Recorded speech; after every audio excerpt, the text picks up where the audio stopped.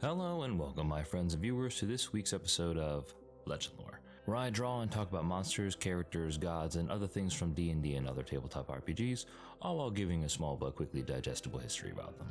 Together we'll go over their history within the game, how they're utilized in the modern edition, and how you guys can utilize them in your own games. This week we'll be covering those heavenly horses, those celestial equestrians, the majestic and highly sought after unicorn. Getting right into it, as previously stated, unicorns appeared as horse-like creatures with large hooves, white hair, flowing golden manes, and their trademark feature, a large horn right in the center of their head. Often the subject of desire by others due to its rumored magical powers and capabilities. Male unicorns were also known to have a beard that oftentimes matched their mane.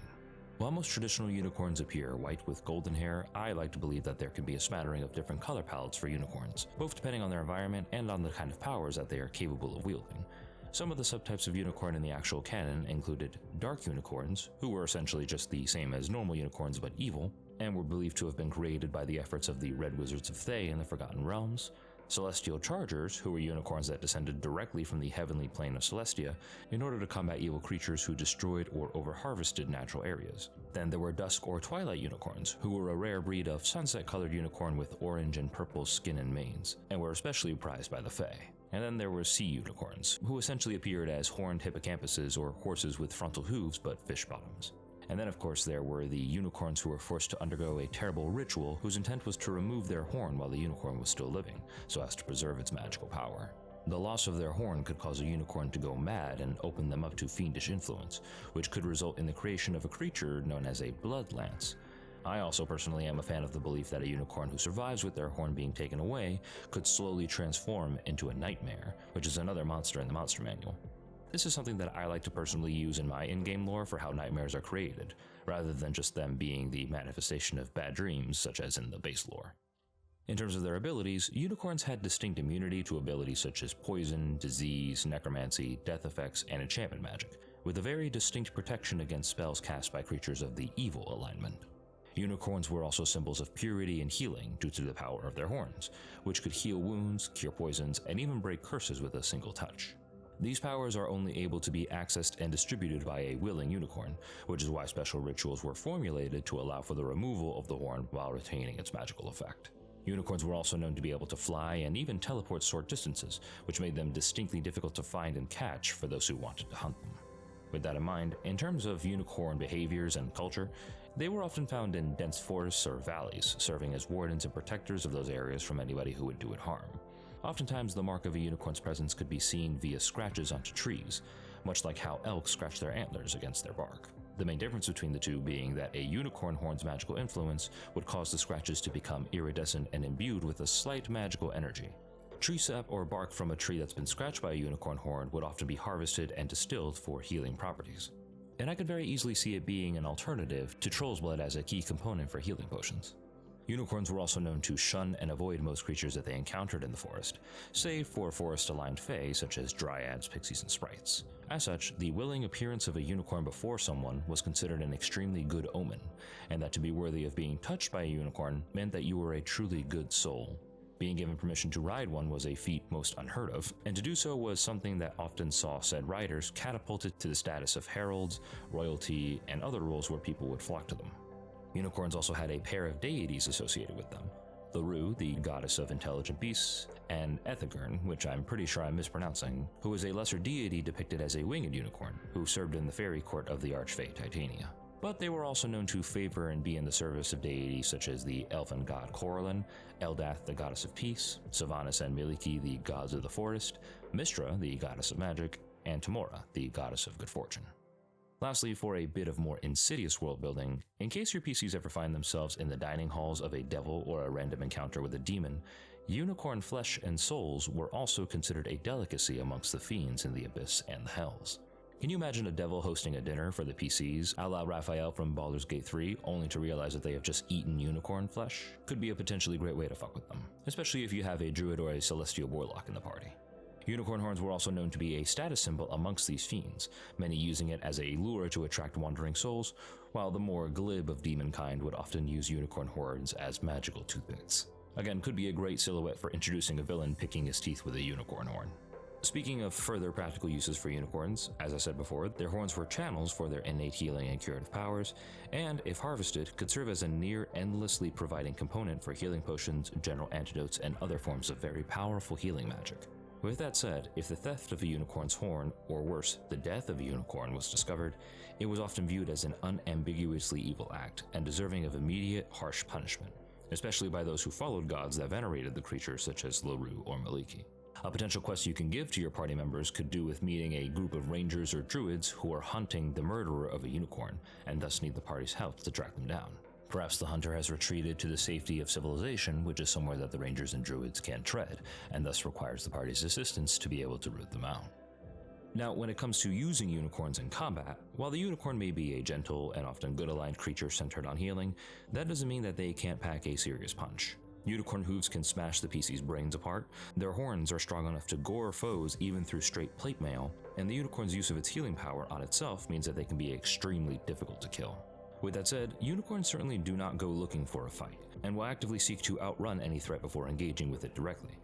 Even if foes manage to catch it in a net or a trap, unicorns can teleport, and in my personal depiction, fly, granting them several methods of escape and/or ambushing their opponents. It can teleport and charge to gore a target with its horn before vanishing again, which leaves the rest of its enemy to have to tend to their wounded ally who is quickly bleeding out.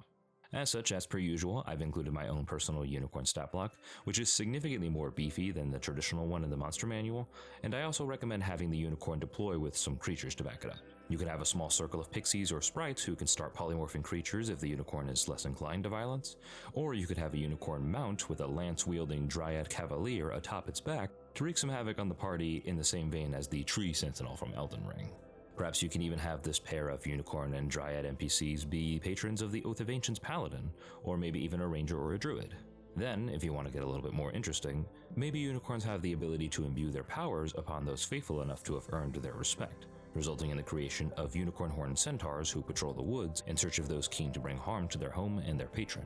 This could also be a great explanation for a hexblade or celestial warlock as well. Now, when it comes to role-playing unicorns at the table, I'm personally a big fan of diversifying the portrayal instead of just having all unicorns be the same wistful, awestruck creatures that people just kind of see in passing in the forest. With that said, here are two NPC concepts that you guys can kind of just take and drop into your games. First off, we have the overly wise and overly critical old unicorn, whose concept of true good is almost impossible to reach, due to him being suspicious of everyone's motives and beliefs, and that all mortals bear a hidden agenda regarding their quote-unquote good deeds. He's cantankerous, judgmental, and only bears a soft heart for the nature-aligned creatures of the world, such as the Fae and other celestials. He has seen ages come and go, and commands the forest with a fierce respect, and has no issue with ensuring that those who bring harm to the land are made an example of. This is a great PC for a random encounter in the forest, or for a powerful patron of the woods that the PCs must earn the favor of in order to progress a quest, especially if you have a druid or celestial warlock player, of which the unicorn can be their patron. Then, in stark contrast to that, you have the young unicorn filly, still naively idealistic and willing to approach random people in the forest because he believes that all good will win out in the end. This unicorn, while severely low in the power scale, can easily be convinced to become maybe a retainer for the PCs, a la the retainer rules from MCDM products such as Strongholds and Followers, Flea Mortals, and so on. I've also included a retainer stat block for the unicorn filly in the description below. The PCs can also encounter the unicorn in the midst of being captured by poachers, and due to its young age, it cannot use teleport or fly to escape. Will the PCs aid its freedom, or will they end up taking the unicorn for themselves? And finally, for our homebrew magic item this evening, we have a vestige item, vestige being a concept from Critical Role in which the item grows with you through 3 different tiers. This item is called the Spear of Curing, which is a special weapon bestowed upon a PC for performing a valiant deed. It is a magical spear formed from the bones of a dead unicorn that is repurposed, forged, and protected by a fellow unicorn who was present at the time of the former creature's death. The spear can only be attuned to by a good aligned creature, and has disadvantage on all attack rolls against creatures of the good alignment, or creatures with the celestial and fey creature types, regardless of what their alignment might be. While the Spear of Curing is dormant, it is a +1 spear that grants the attuned the Aura of Protection ability from the Paladin, meaning that all allies within 10 feet of the wielder have a bonus to all saving throws equal to the spear's attack bonus. When the Spear of Curing is awakened, it becomes a +2 spear and the wielder gains access to the Paladin's Lay on Hands ability, granting them a healing HP pool equal to 5 times their character level, which can then be spent to heal touch targets or cure poisons and diseases at the cost of 5 hit points per cure.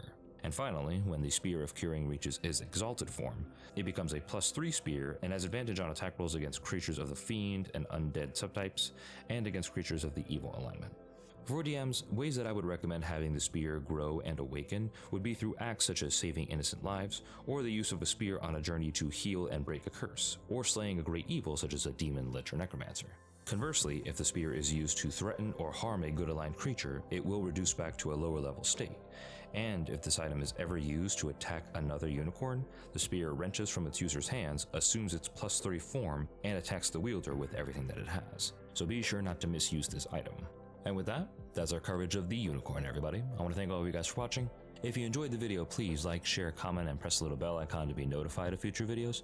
And if you guys want a chance to vote on the next video or see progress of pieces as they're being made, you guys can follow us on the community tab for when the polls come up, and also check out our new Substack, which is where I'm going to be posting all of my Legendlore materials from now on. DMs, please let me know how you guys like to run unicorns in your games, and players, tell me about your encounters and your adventures with unicorns over the course of play, as well as what you guys would like to see in upcoming videos. But until then, I'll see you guys next time.